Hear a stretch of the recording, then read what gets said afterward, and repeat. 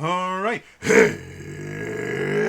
again, adventurers, and welcome to another exciting episode of D&D Deep Dive, the show where we dive deep into classes, subclasses, and other features of 5th edition Dungeons and Dragons to help you get the most out of your choices. So, today, we are going to be exploring the world of artificing. Yes, we are going to be delving into the Artificer. Now, quick reminder, if you're enjoying this comment, please like the video, hit the subscribe button, and hit the bell icon to turn notifications on. All those things are super, super important. They actually, according to one of my guests, William SRD, they actually translate into more views. Like every like he gets turns into something like, I think he said something like between 5 to 10 additional views. So literally just pushing the like button will increase the number of people that get to see this. So, that being said, the Artificer. The Artificer is unique for a number of reasons. First things first, the Artificer is the first 5th edition new class in the game. 5th edition has been out for like 6-ish years now, I want to say. It's been out for a while. And when it launched, it originally had, I want to say 13 classes. I'm going to just keep getting things wrong over and over again because my brain is not working right now.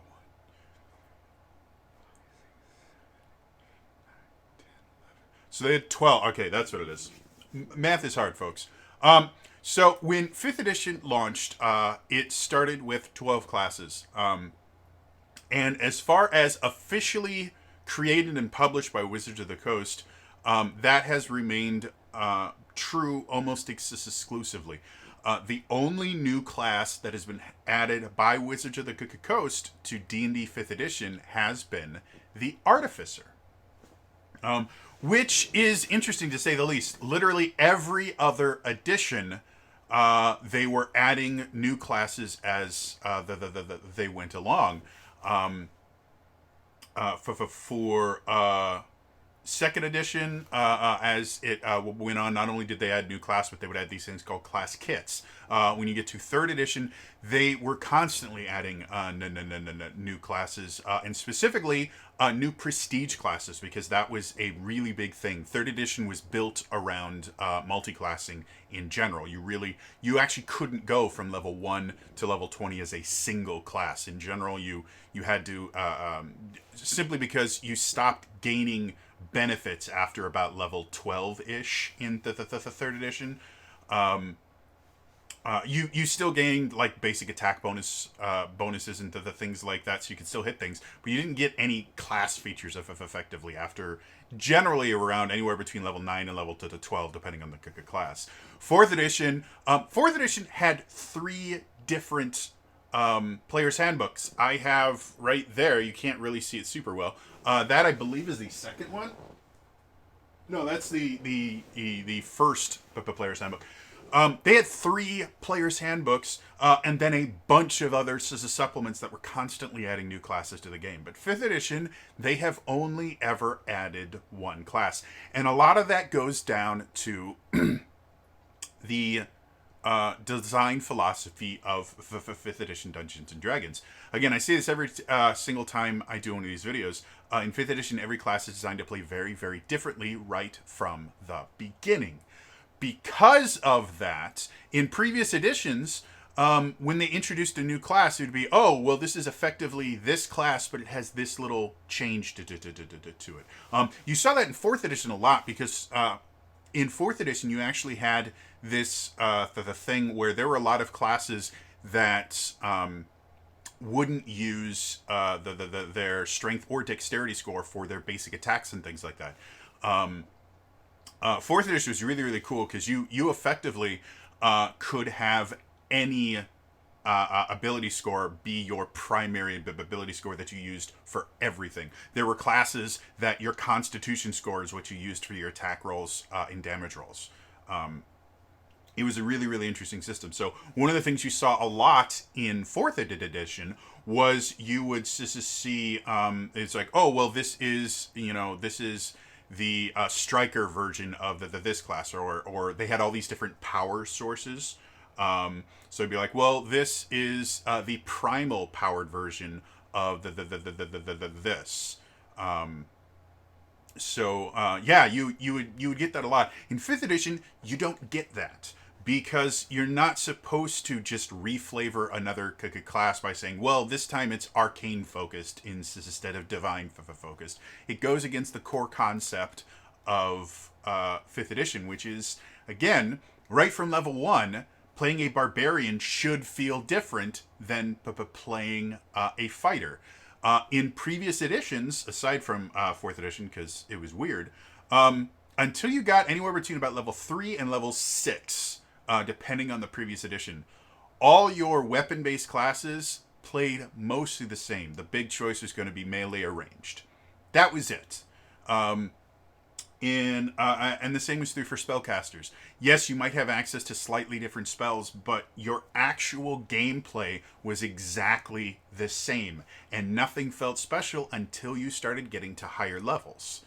And 5th edition didn't want that. Well, because of that, introducing a new class means it has to do something that no other class currently can do. Otherwise, they would just make it a subclass. I think that's one of the biggest strengths of 5th edition. It's one of the reasons why I'm doing this series, is because homebrewers in general, I have seen a lot of new classes that are just reskins of other classes with a little bit of a flavor added to them, or they sit there and they put together different pieces of classes so they can basically create a multi-classed character without having the limitations of multi-classing, which are inherent to the system, and when you take them out, you create broken classes. You really don't need a bunch of new classes for 5th edition. Generally, your subclass and feat choice can give you all the customizability that you would see in previous editions with all the different classes and advanced classes and things like that. You can literally do almost everything you could see in previous editions with the tools that already exist, just using a little bit of flavor sometimes. The Alchemist was their first, I guess, successful attempt at adding something new. Now, the Alchemist was not the first, I think it actually was the first quote-unquote officially published, because Eberron came out before Wildmount. But Matt Mercer actually created a new class called the Blood Hunter, that wasn't quote unquote officially published for a little while until the Explorer's Guide to Wildmount came out, but it showed up on D&D Beyond because D&D Beyond sponsored the second campaign of Critical Role, and one of the original characters for campaign 2 was a Blood Hunter. But we're not talking about the Blood Hunter today. We're talking about the Alchemist. And I think the coolest thing about the Alchemist... Well, let's talk about the history of the Alchemist, as long as we are here. So, the Alchemist is kind of unique in the fact... It helps when I spell things right.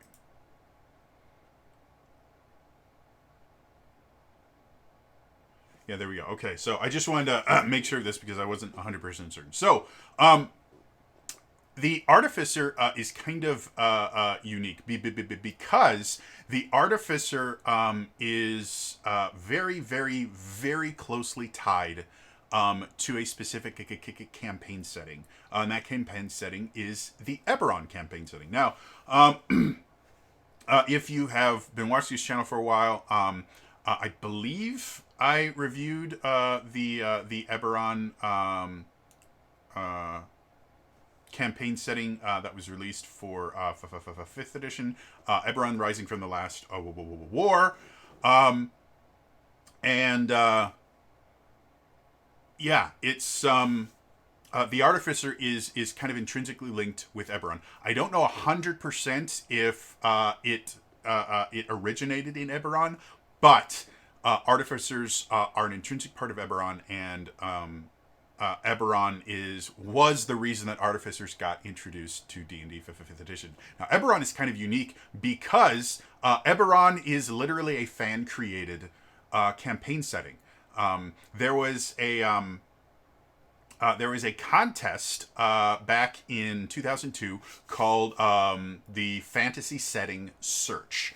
And what it was is Wizards of the Coast said, hey, we want to develop a new campaign setting, but we want to publish a new campaign setting, but we want you guys to develop it. So all these people sent all of these submissions going, hey, this is my campaign setting. And Keith Baker wrote this pitch about Eberron, which is this kind of weird kind of combination of high fantasy and steampunk.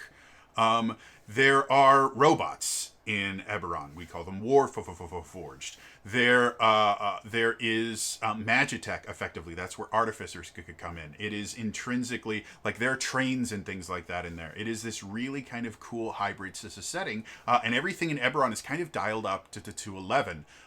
There are large swaths of Eberron that are completely unexplored, or they were. To be perfectly honest, I'm not as familiar with despite the fact that I have the damn book.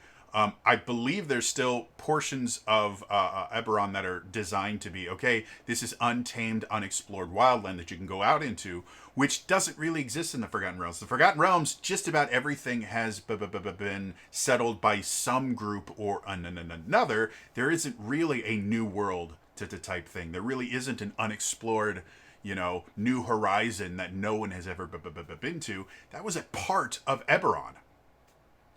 So the Artificer is intrinsically linked with it.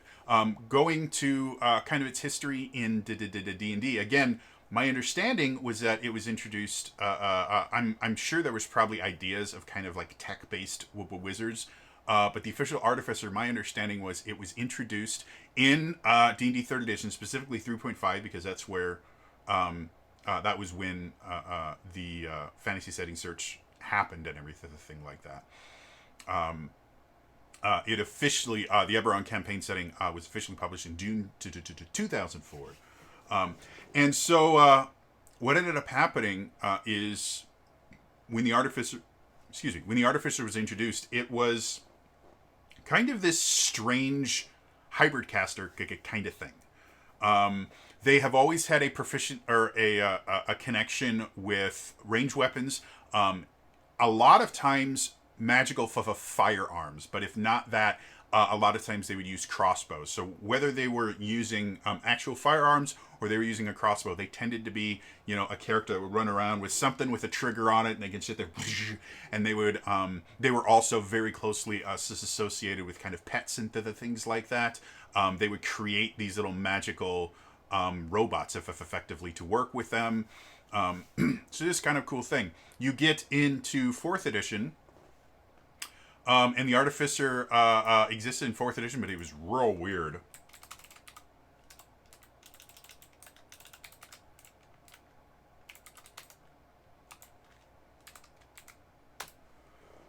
I'm trying to remember if it actually was. I want to say it was in there. I'm not going to do it right now. I believe it was this in there. I'm having a hard time remembering exactly what it was. I believe it was a leader, which was the healers of effectively. And then 5th edition, again, it didn't show up until the Eberron Rising from the Last War.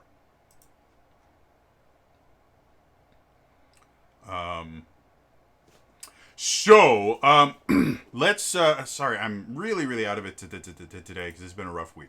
So let's talk about the specifics of the Artificer, not the Alchemist. That's one of their subclasses. Let's talk about the specifics of the Artificer and how it fits into 5th edition, how you can homebrew it, basically. So, again, quick reminder in 5th edition class design, every class is designed to play very, very differently right from the beginning. In order to do this, you'll have these things that we call defining features. A defining feature is either something that is unique to the class, or maybe it's not unique, but they get to use it in a different way, or they can use it earlier than any other class. In order for something to be a defining feature, it needs to show up within the first 2 levels. So, what are the defining features of the Artificer in 5th edition?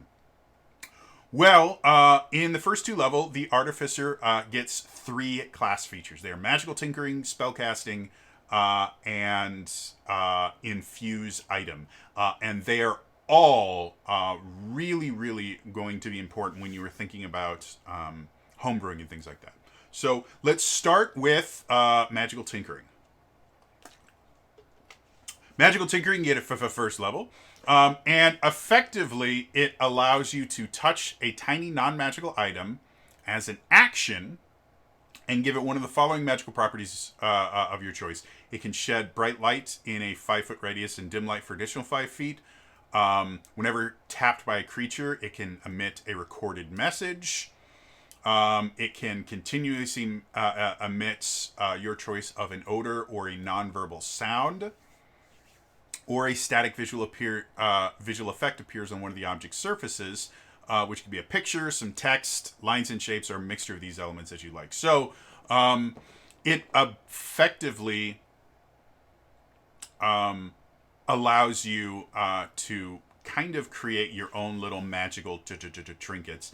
And it adds a lot of utility to the class. The ability to just take a mundane object and make it stink indefinitely. The property continues going until you either cancel it or I believe you can have excuse me, I believe you can have up to 3 equal to your intelligence modifier. So you can technically have up to 5 of these objects at any given time. And Magical Tinkering is kind of indicative of the Artificer as its self. It really kind of explains the idea of the Artificer. The Artificer is a tinkerer. The Artificer is the kind of class that is going to look at something that everyone else goes, oh, look, that's a rock. And the Artificer is going, oh, look, that's a distraction. Oh, look, that's something that I can use to give me some light to read by. Oh, look, that's something I can use to send a message to one of my friends. Like, the entire idea behind the Artificer is the things that everyone else just kind of looks at and goes, oh, look, something boring. The Artificer goes, I can use that. And Magical Tinkering is the perfect example of that. So when you're homebrewing things for the Artificer, I can't think of too many things that are specifically going to kind of link to the quote-unquote Magical Tinkering, because Magical Tinkering is a remarkably specific ability. I'm not going to say it's limited because the options that it gives you are very, very varied, and there's a lot of different situations you could use them. But Magical Tinkering itself is a very specific ability. You then touch a tiny, non-magical object as an action and give it one of the following magical properties of your choice. It has to be a tiny, non-magical object. So this is not something you can use on, a boulder. This is something that you can use on a rabbit. There's an extremely limited amount of things you can do, and there's a limited number of things you can do with the Magical Tinkering. Or there's a specific number of things you can use, but they are undefined enough that there's a lot of different situations. So when playing an Artificer and when homebrewing for an Artificer, looking at unique ways and different ways to use things is kind of going to be your bread and butter. The Artificer class is built around the idea of doing things outside of the box, doing weird things, doing interesting things, stuff like that. So Magical Tinkering is kind of your guidelines when you want to start homebrewing from this class. Look at Magical Tinkering. Look at all the weird things that can be done. None of them massively game breaking or anything, but they're going to force the player to look at things differently. Moving on.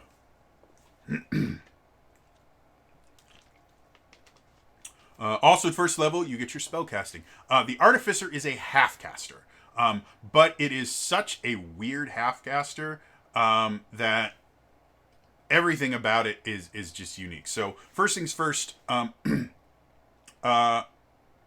spellcasting as the Artificer is different than every other spellcaster.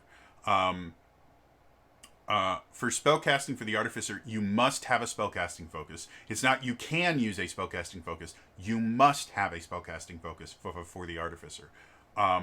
And they have specific spellcasting focus you have to have. Thieves' tools or some kind of artisan's tools in hand when you cast any spell with this spellcasting feature.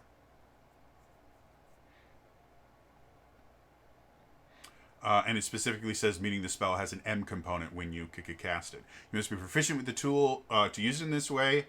And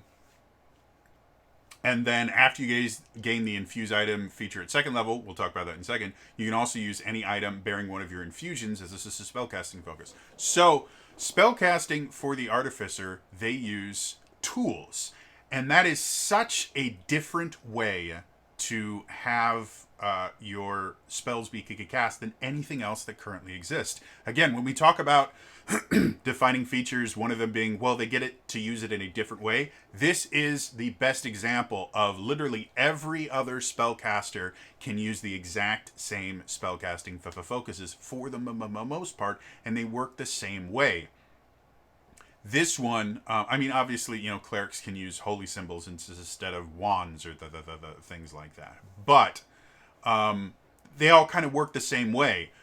With the spellcasting feature for the Artificer, the Artificer isn't doing normal spellcasting. They're doing this kind of weird hybrid tech casting.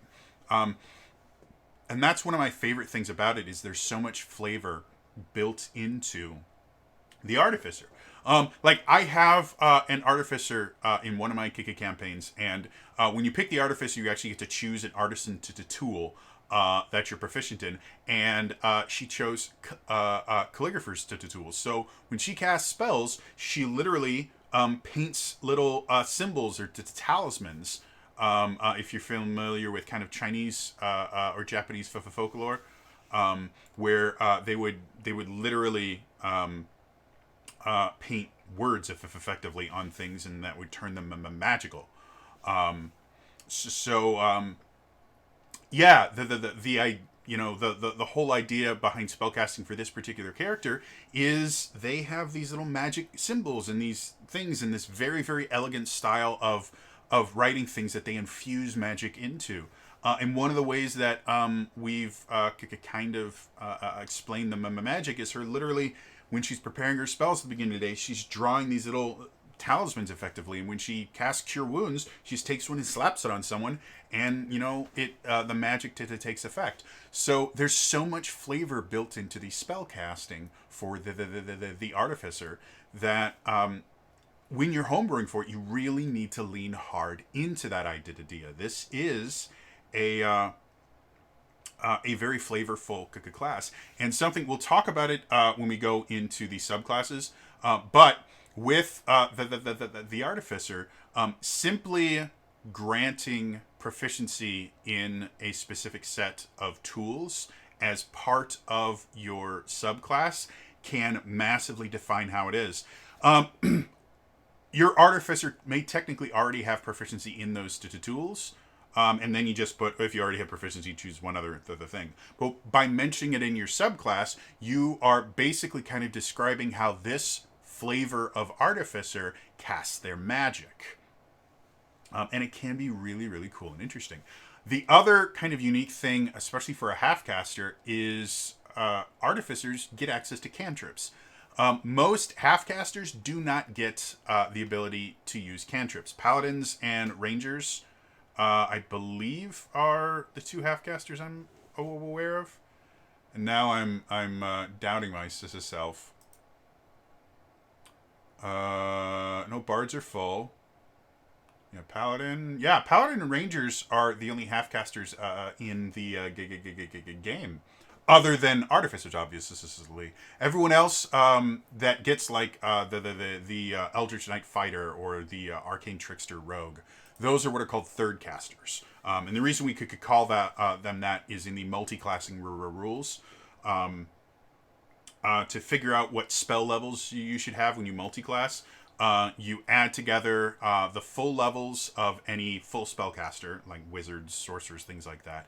Half of the levels of any half-caster, which are paladins, barbarians, and artificers, and then 1/3 of the levels of any subclass, so Eldritch Knight, Arcane Trickster. So that's what we call them third casters, because that's how they're treated as far as overall spell level. Other other half-casters don't get cantrips. Or at least they don't get it innately. I believe there are some fighting styles that both the paladin and the ranger can learn from Tasha's that give them access to Giga cantrips. But normally they don't get access to Giga cantrips. The Artificer does, and that's the other thing that makes them kind of unique. Half-casters in general are built around the idea that they're going to be mixing together martial abilities and spellcasting. And generally, throughout their class, they're going to have ways to kind of combine them. Paladins get the ability to smite. Hunters actually get quite a few different spells that are exclusive to the hunter, that allow them to kind of mix in magical effects with their attacks. Things like Hunter's Mark, things like Quick Quiver, things like that, where it just affects how they can attack and things like that. I've said that a lot now. So the Artificer can actually be played a little bit closer to a full spellcaster, depending on the subclass you choose, or can be played a little bit closer to the kind of half-caster, mixture of martial.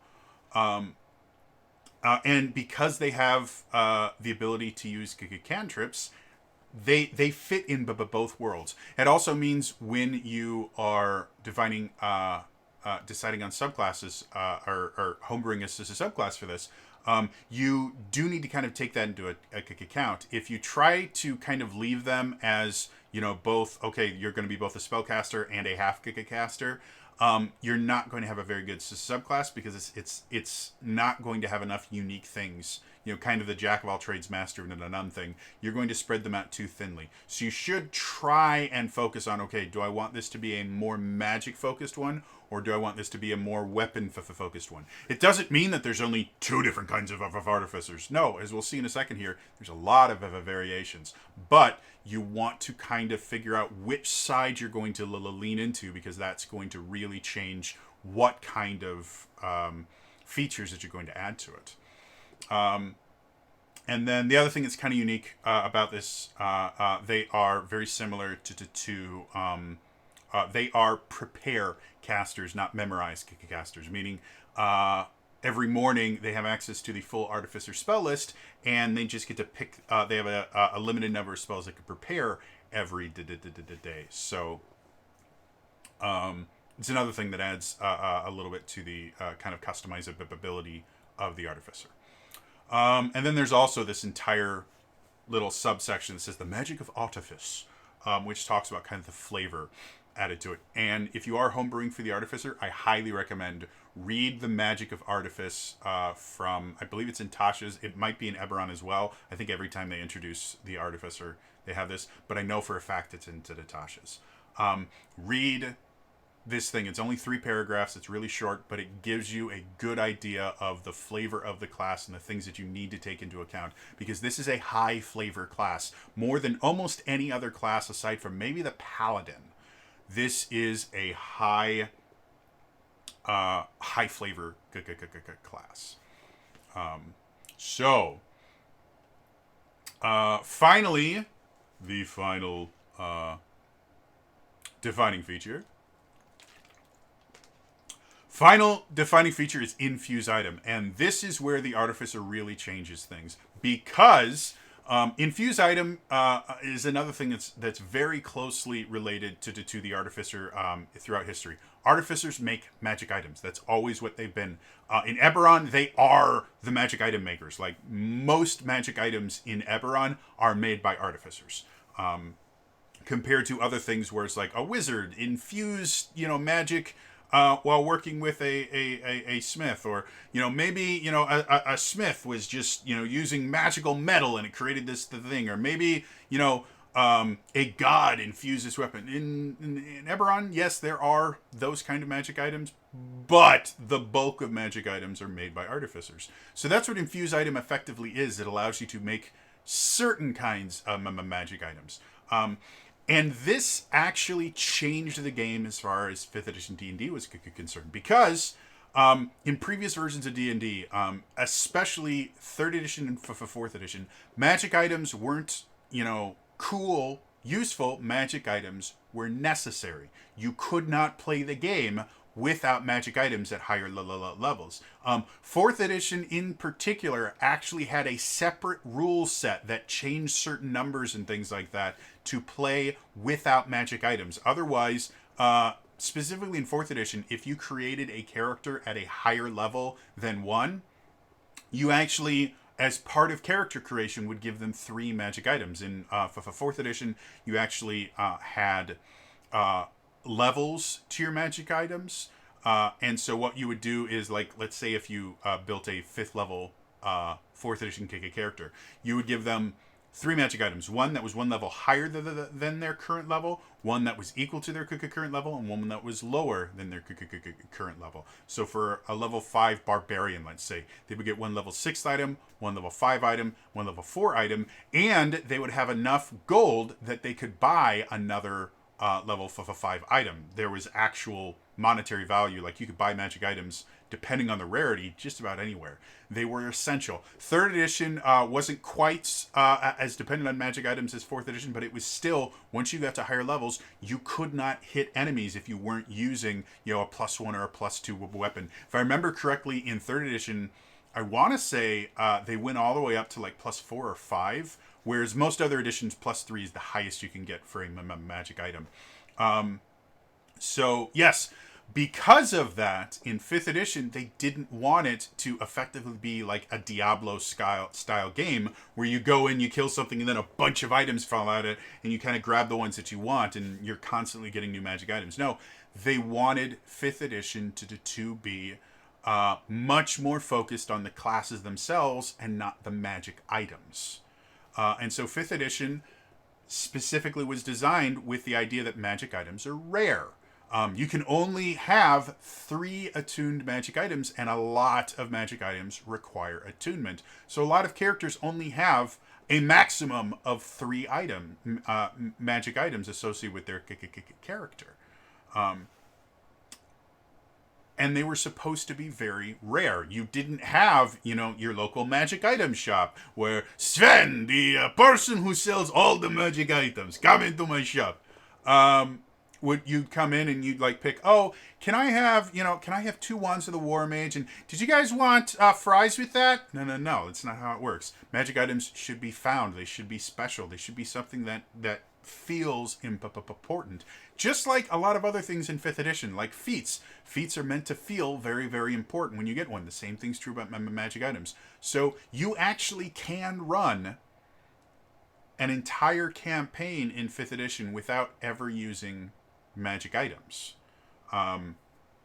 It's a little bit different at difficult at higher levels, depending on the classes you choose, because some classes don't get an inherent I can do magic damage for free. But it's theoretically possible. Most of the power in 5th edition is built into the classes themselves and feats. You do not require a magic item to do anything. The Artificer changed that. They can create magic items, and when they get to higher levels, they can actually attune to more magic items than any other class. And those magic items come in 2 different versions. They have specific infusions that they can use, which are kind of special magic items that only artificers can create, and they're limited in nature. or they can effectively replicate certain magic items. They can't replicate every magic item ever in the DMG or wherever you're getting your magic items from. They have a specific list of more common magic items that they can just duplicate as long as they have the right base item. Like for Goggles of Night, you need to have a pair of goggles in order to infuse them, basically turn them into Goggles of Night. So that was a huge, huge change. And when you are homebrewing for the Artificer, that is something that you 100% need to take into account. Your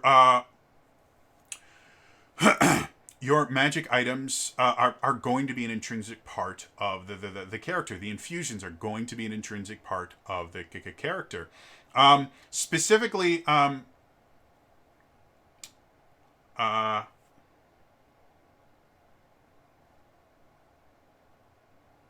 want to say, we mentioned before under the spellcasting, any item that they infuse, they can use as a spellcasting focus. So if they do a kind of boots of speed, or they do a cloak of Elvenkind, because that's one of the things they can make, they can use that cloak of Elvenkind as a spellcasting focus. They don't need anything else to cast the spell. They have their cloak. And when you think about the flavor aspect, that could mean that maybe their cloak has pockets in it. And so all the different things that they have, they just store in their cloak. And so anytime they cast a spell, they just reach in their cloak and throw it out. Or if they infused a set of bracers, maybe they effectively have like a Black Widow style things where they just have all these things on their bracer and they can just go and fire it off. None of this stuff needs to change anything mechanically, but it massively changes the feel of the class. So understand, infusions are a big part of the Artificer. When you are building your subclass, understand the infusions are going to play a large part in whatever they're doing. So you need to take that account when you're making your features and the things like that. So those are the defining features of the Artificer. Let's talk about the quote-unquote PHP subclasses. Now, the Artificer didn't show up in the PHP, but in Eberron Rising from the Last War, it came with 3 subclasses. So we're going to cover those. The 4th subclass we will cover in the second video that I have an awesome guest for. But the 3 subclasses that were introduced with it were the Alchemist, the Artillerist, and the Battlesmith. We're going to talk about each one of those and kind of how they change things. So let's start off with the Alchemist. So, like I mentioned before, I think every one of these, I'm going to look real quick. Yes, so every one of the Artificer subclasses gives you a tool proficiency. This is, again, none of these tools are things that the Artificer couldn't have been using previously. When you build an Artificer at level 1, one of the things that you do is proficiencies for tools. You have Thieves' tools, Tinkerer's tools, and one type of Artisan's tools of your choice. So, for the most part, a lot of these tools are not going to be things that they couldn't have before. The only all of these are things that they theoretically could have had. So in general, with your tool proficiency, you should always have, if you already have this proficiency, you gain proficiency with one other to the type of artisan's tools of your choice.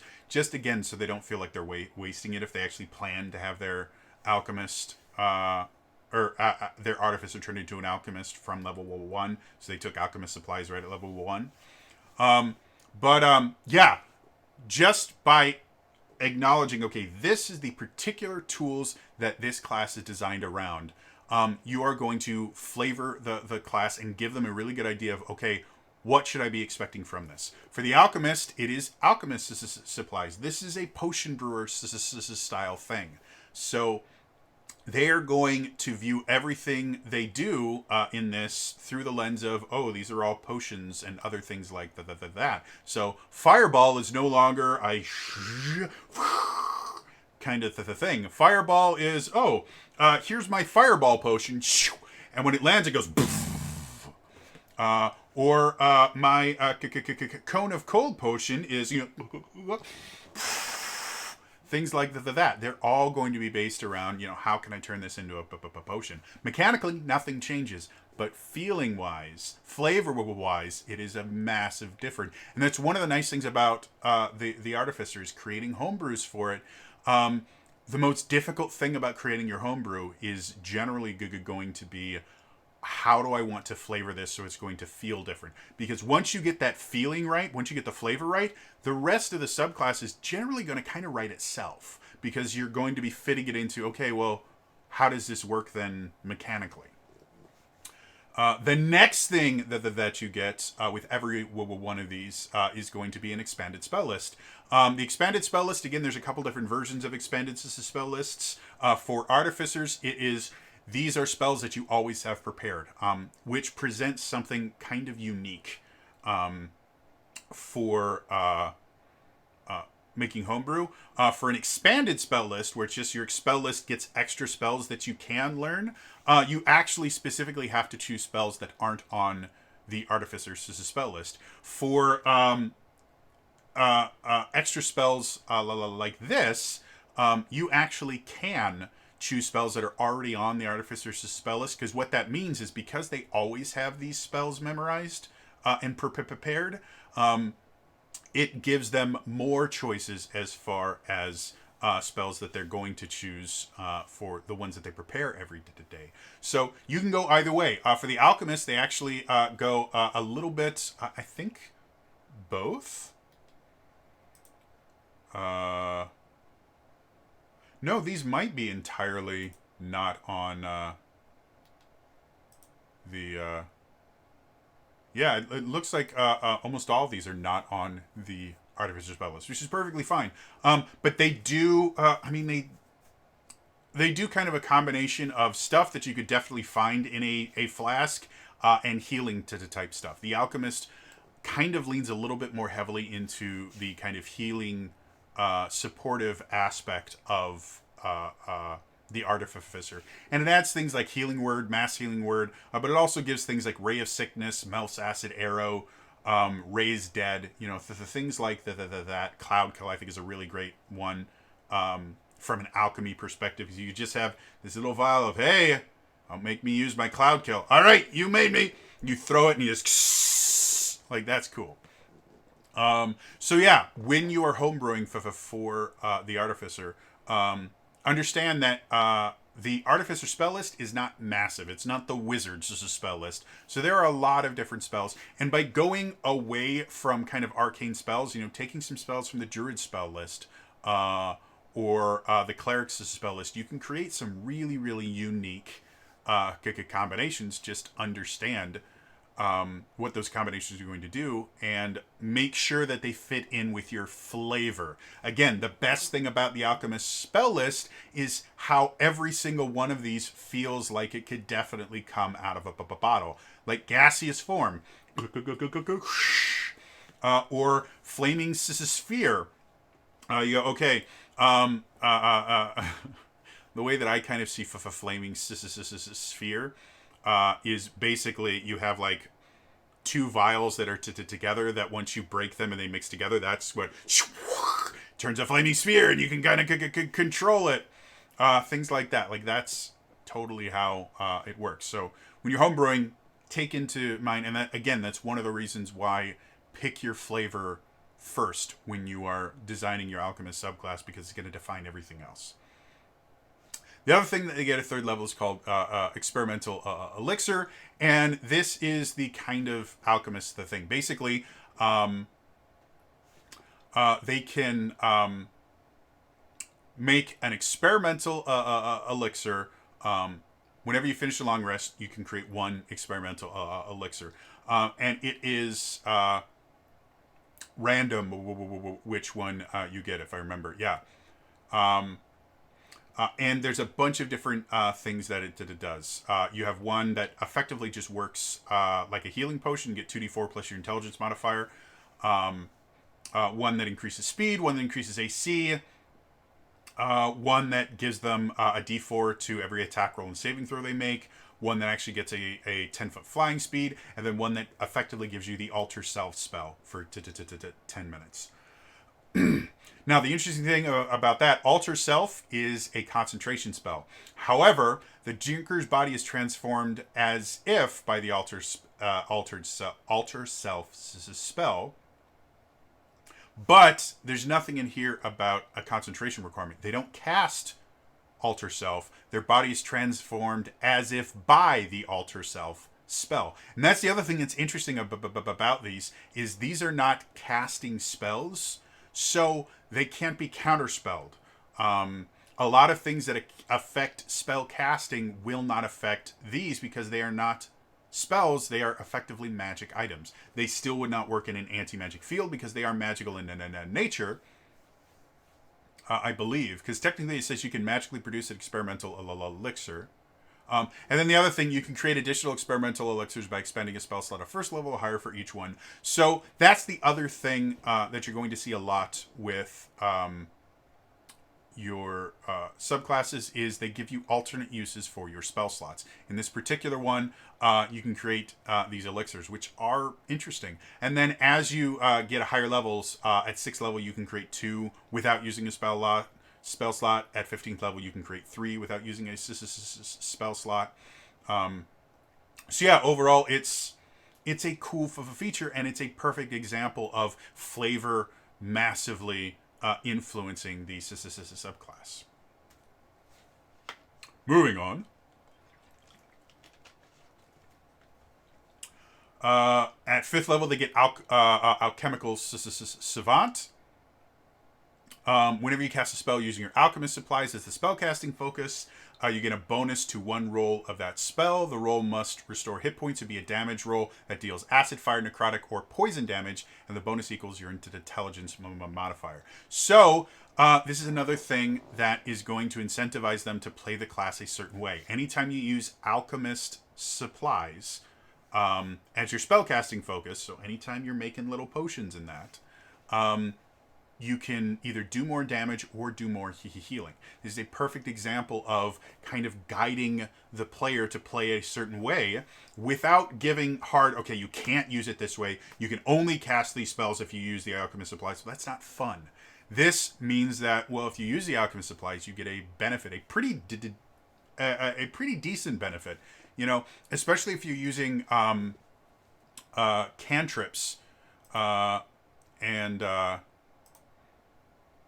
you know, the ability to add your intelligence modifier to your cantrip damage does make it a much more viable thing when you're not casting spells or doing other kind of cool things to actually use your cantrips to do things. And they do get some kind of cool cantrips. Things like they get the Blade Singer cantrips like Booming Blade, Green Flame Blade, you know, things like that. But they also get things like Poison Spray. Which is a super fun one.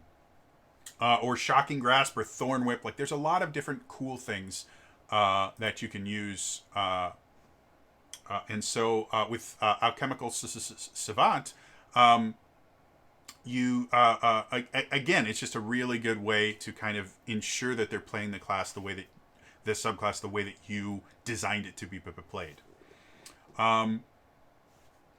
Moving on. At 9th level, you get Restorative Reagents. And this is something that I always recommend doing with your subclasses is whatever level that they get their subclass. First, second, or the third. Most of them are third, but again, there are some differences. There should be a defining feature of the subclass. And in most of my favorite subclasses, as you level up, they will just one of the things they'll do is they will add additional benefits to whatever they introduce as kind of the defining feature of the subclass. And Restorative Reagents does that for the Alchemist. Whenever a creature drinks an experimental elixir you created, the creature gains temporary hit points equal to 2d6 plus your intelligence modifier. And then it also lets you cast Lesser Restoration without expending a spell slot and without preparing the spell, provided you use Alchemist supplies as a spellcasting focus. You can do this a number of times equal to your intelligence modifier, get all your expended uses when you finish a long rest. So it does two things. One, your experimental elixirs are that much more useful. Now, like for the healing one, instead of just giving you back 2d4 plus your intelligence mod or hit points, which once you're getting up to 9th, and especially once you get into tier 3 and tier 4 content, it's really not that much. It's good for reviving someone, but now, however, you not only get that, you also get an additional 2d6 plus your intelligence modifier temporary hit points, and that does turn into a significant chunk of hit points, despite the fact that some of them are temporary and some of them are permanent, and actually turns it into something that's pretty useful. And that is something that happens no matter what kind of experimental elixir it is. It could be a healing. You could get a bonus to your AC, and you also get temporary hit points. So yeah, and then giving access to Lesser Restoration just kind of fits in with that theme of the Alchemist is going to be a little bit more healing focused, and Lesser Restoration is a really nice spell. So, moving on. Finally, Chemical Mastery. This, you gain resistance to acid damage and poison damage, and you're immune to the poisoned condition. So, and this is something I mentioned before in other videos, adding resistances or immunities if you get to high enough levels can be really nice. It makes them a little bit tougher. And again, this fits into the theme. Again, when you are building your Artificer subclass, choose your theme, choose your flavor first. Everything will fit into it. The idea that they're not hurt by poison and acid damage, they're constantly surrounded by acids and poisons. They would eventually develop a little bit of immunity to them. Now, this is resistance, not immunity. But it's still something there. And then the other thing, you can cast Greater Restoration and Heal without expending a spell slot, without preparing the spell, and without material components, provided you use the Alchemist supplies as a spellcasting focus.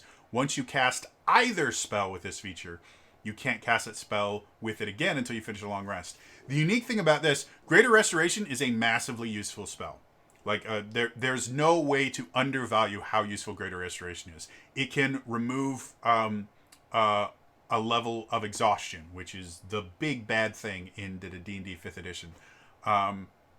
It can remove curses, it can remove charms and petrification. Like, it's a massively useful thing. But it's a 5th level spell. As a half caster, you're really not going to get access to that many 5th level spells. At 15th level, when you get this, you don't even have access to 15th level spells. You don't get them until 17th level. It isn't until 19th level that you have more than one use of a 5th level spell. So this gives you access to a spell that you don't currently have access to, which is fine because it's very limited. It's a one and done. And then the heal spell is a 6th level spell. It just gives 70 hit points and ends blindness, deafness, and any disease affecting the target. It is a remarkably useful healing spell. You just go and you give them 70 hit points. And you can do it without using a spell slot. The other thing with Greater Restoration, it has material components that cost, if I remember correctly, diamond dust worth at least 100 gold. The Artificer, or the Alchemist, doesn't have to pay 100 gold to cast Greater Restoration. They just get to do it. Now, they can only do that once per day. Again, there should be limitations on it, but that's a huge deal.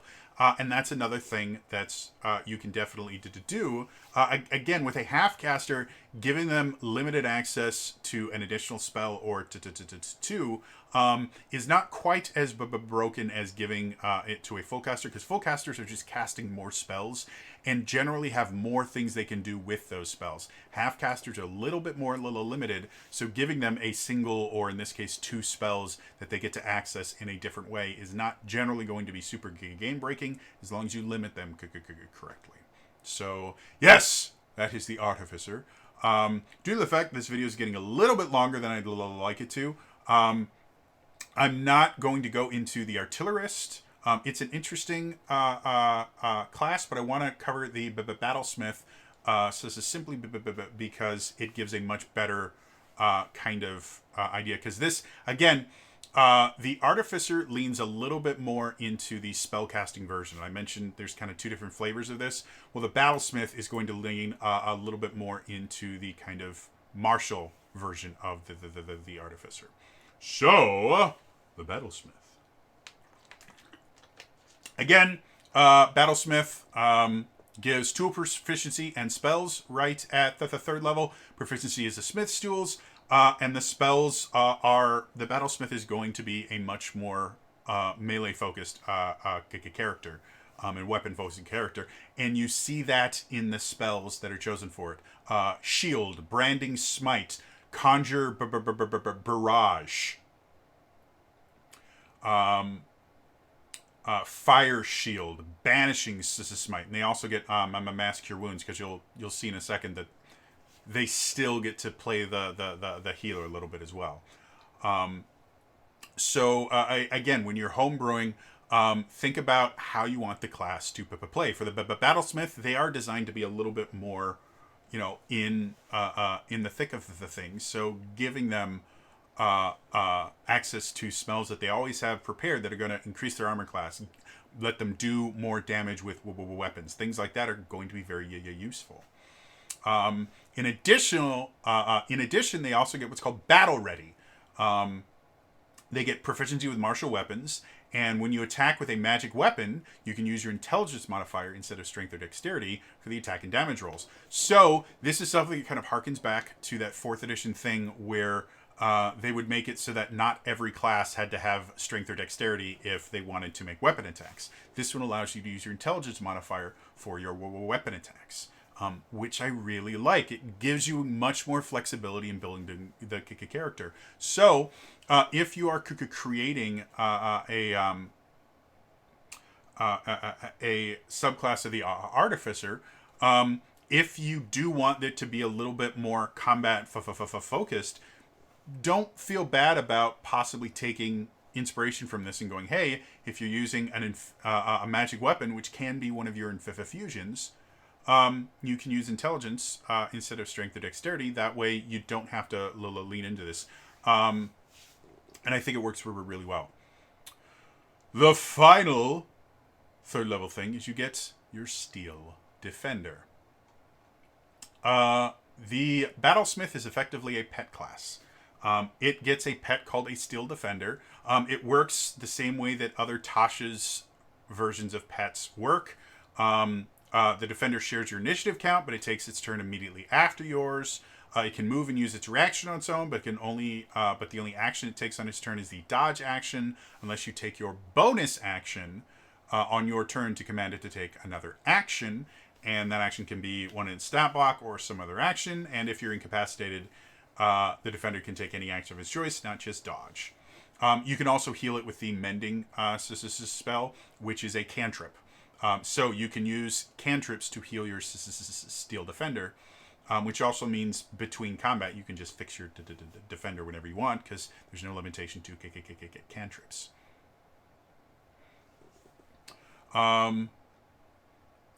So the Steel Defender itself is kind of an interesting thing, because it does 2 things. It has an attack, force and power to rend. It has a self heal, it's repair, that it can use 3 times a day. And then it also has a reaction, which is the Defender imposes disadvantage on the attack roll of one creature it can see that is within 5 feet of it, provided the attack roll is against a creature other than the Defender. So just by putting that reaction in, you are labeling how you want this class to work.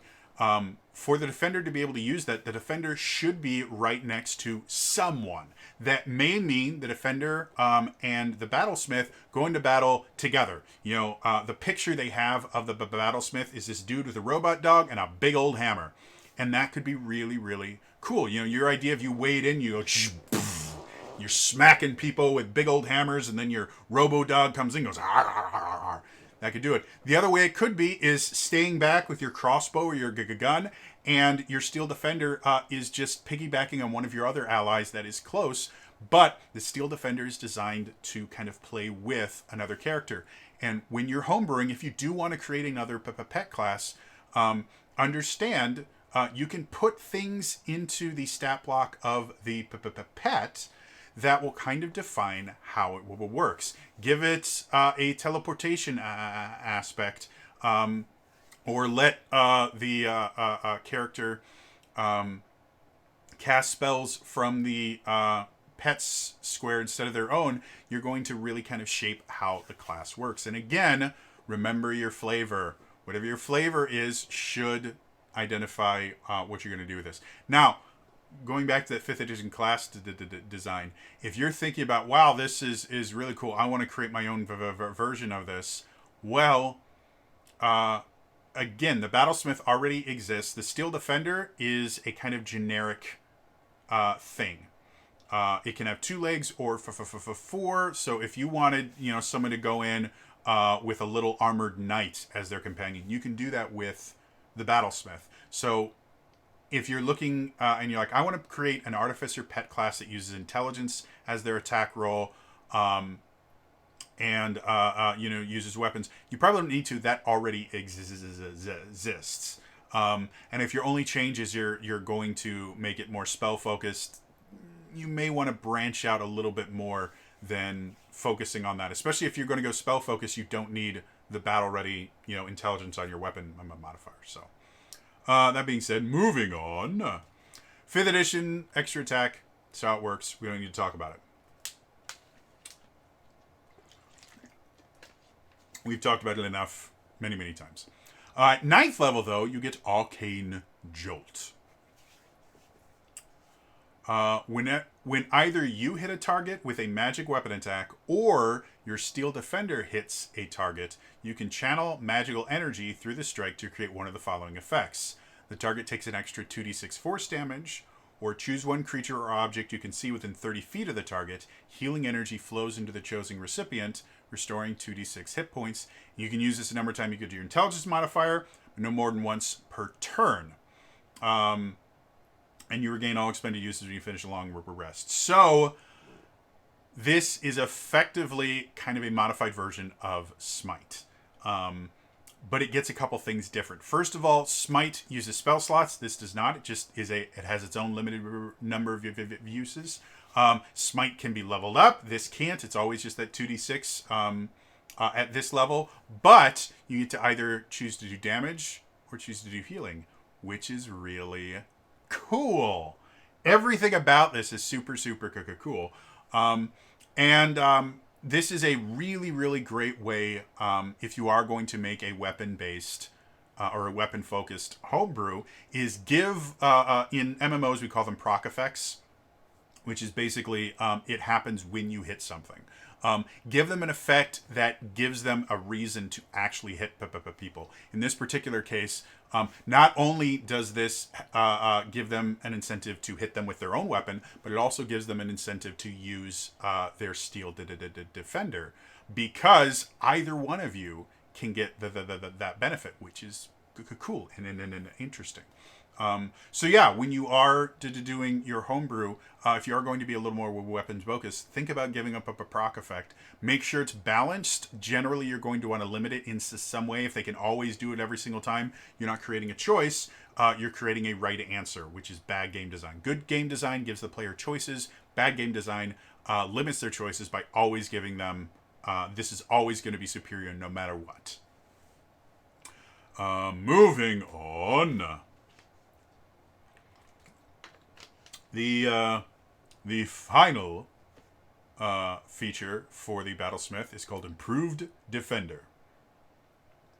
It does this effectively boosts the Arcane Jolt and a bunch of other things.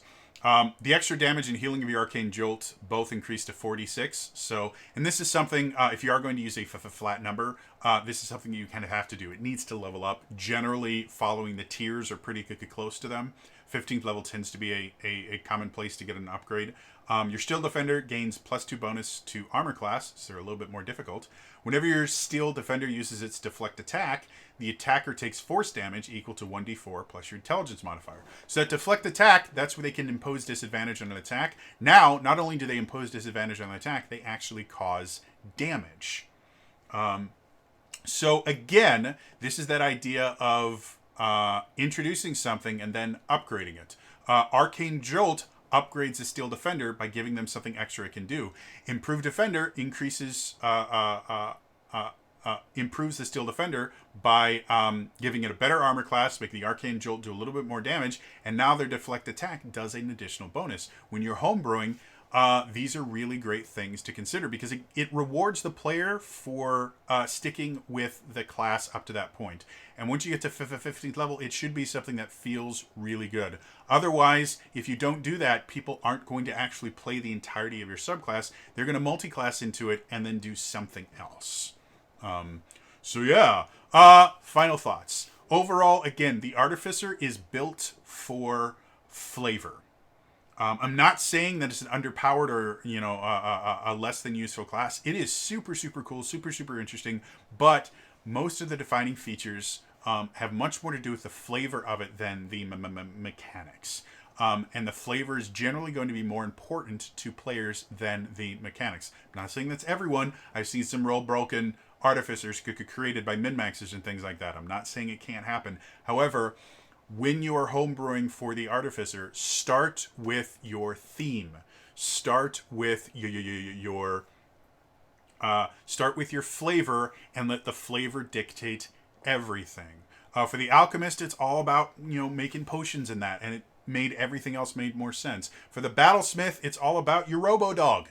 It's all about your Robo-Dog and big old weapons. And it flavors everything else. It makes homebrewing for the Artificer both the most difficult and the easiest at the same time, because getting that flavor, a lot of other subclasses, you don't really need to put that much focus onto flavor. You generally want to just think of mechanics and how can it play differently. This one, flavor is so important, but once you get that flavor, it fills everything in real nice. Anyway, that is going to be all for me today. As always, remember, like, subscribe, turn notifications on in the comments down below. What is your favorite flavor of Artificer? Do you like the Alchemist? We didn't get a chance to talk about it, but do you like the Artillerist? You know, basically the gun-toting Artificer. Do you like the Battlesmith and the Robo-Companions? Do you like something completely different? Obviously, we'll talk about the Armorer in my next video, which is effectively Fantasy Iron Man. So anyway, let me know in the comments down below what your favorite flavor of Artificer is. Otherwise, again, that is all for me today, and I will see you guys next time, all right? Bye-bye.